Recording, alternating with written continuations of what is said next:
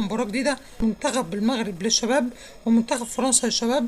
منتخب المغرب للشباب يفوز على منتخب فرنسا للشباب في كأس العالم للشباب، طبعا تحت 20 عام، يفوز 5-4، حاجة عالمية جدا. منتخب المغرب أسطوري، سجل الهدف الأول لمنتخب المغرب كان اللاعب العالمي جدا ياسر الزبيري.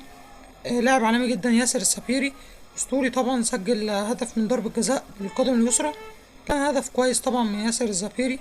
ده المنتخب المغربي لاعب كويس طبعا، بيتميزوا دايما المنتخب المغربي ان هو بيضغطوا من قدام كتير، لكن طبعا مشكلة المنتخب المغربي ان هو كل لعيبته بتتقدم يعتبر، اللي خلى فيه مساحات كبيرة في خط ظهر منتخب المغرب، وطبعا وخلى فيه مساحات برضو لمنتخب فرنسا.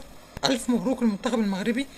طبعا راحوا بقى ضربات الجزاء، الحارس الثالث صد كورة، آخر كورة لفرنسا. الحارس الثالث للمنتخب المغربي عالمي جدا، صد ضربة جزاء. نعيم بايار أيضا بيحط ضربة جزاء. ياسر الزبيري بيسجل هدف أسطوري، بانينكا كده في ضربات الجزاء طبعا.